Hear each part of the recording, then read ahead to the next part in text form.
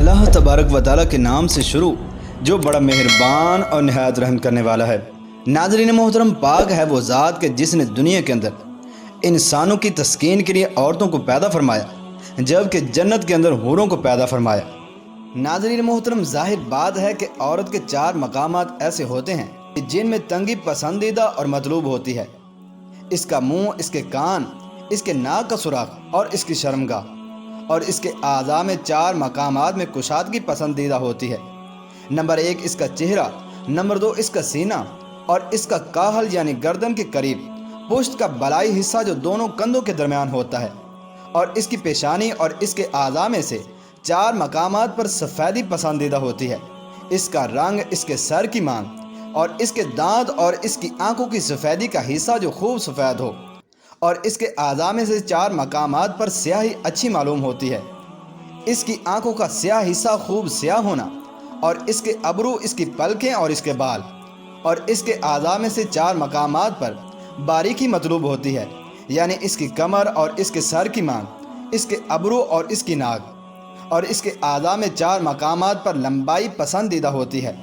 Number 1 اس کا قد اور اس کی گردن، اس کے بال اور اس کی انگلیاں، اور اس کے اعضاء میں سے 4 میں قصر یعنی چھوٹا ہونا پسند کیا جاتا ہے، اور یہ چھوٹا ہونا ظاہر کے لحاظ سے نہیں بلکہ معنوی لحاظ سے ہوتا ہے، اور وہ اعضاء اس کی زبان، اس کے ہاتھ، اس کے پاؤں اور اس کی آنکھ ہیں، یعنی اس کی نگاہیں جھکی ہوئی ہوں، زبان فضول گوئی اور زبان درازی سے محفوظ ہو، اور ہاتھ شوہر کی ناپسندیدہ چیزوں کے لیے اور خرچ کرنے سے قاصر ہوں، اور پاؤں بہت کم گھر سے نکلتے ہوں۔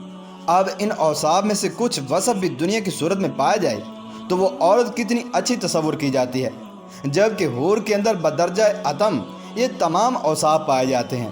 پیارے دوستو، جب جنتی حور جنتی مرد کے سامنے کھڑی ہوگی تو اس نے یاقوت کے پازیب پہن رکھے ہوں گے۔ جب اس سے قربت کی جائے گی تو اس کے پازیبوں سے جنت کے ہر پرندے کی حسین آوازیں سنی جائیں گی۔ جب وہ اس کے ہتھیلی کو مس کرے گا تو وہ ہڈی کے گودے سے زیادہ نرم ہوگی، اور اس کی ہتھیلی سے جنت کے عطر کی خوشبو سونگے گا۔ اس پر نور کی 70 پوشاکیں ہوں گی۔ اگر ان میں سے کسی ایک اوڑھنے کو پھیلا دیا جائے تو مشرق و مغرب کے درمیانی حصے کو روشن کر دے، اور ان کو نور سے پیدا کیا گیا ہے۔ پوشاکوں پر کچھ سونے کے کنگن ہوں گے، کچھ چاندی کے اور کچھ لولو کے کنگن ہوں گے۔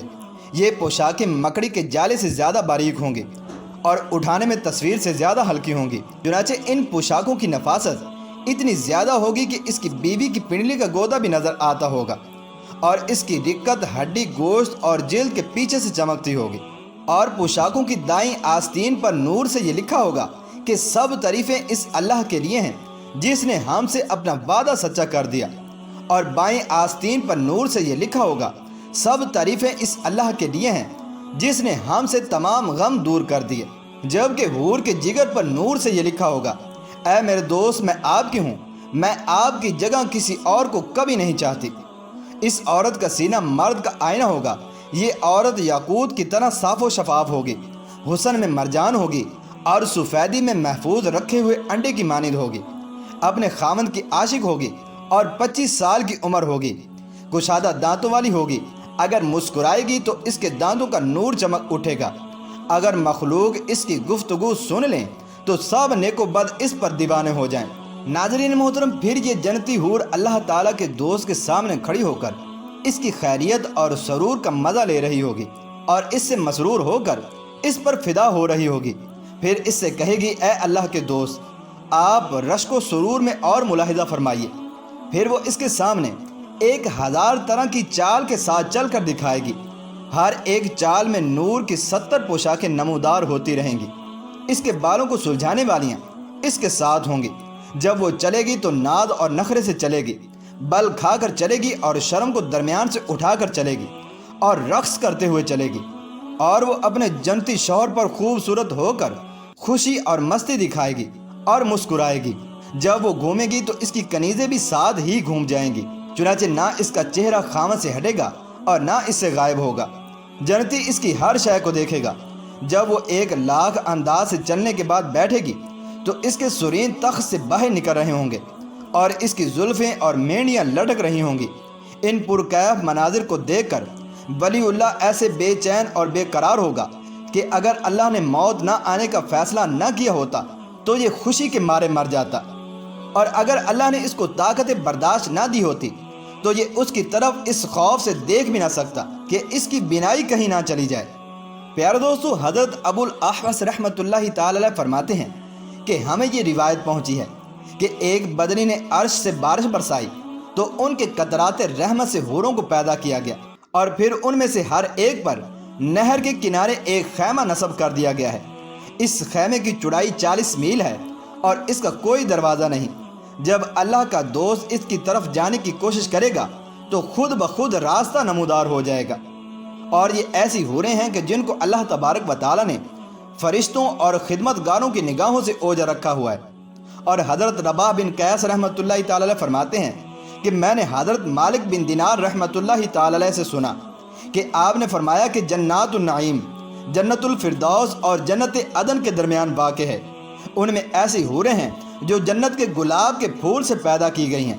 ان سے پوچھا گیا کہ ان جنات النعیم کے اندر کون سے لوگ داخل ہوں گے؟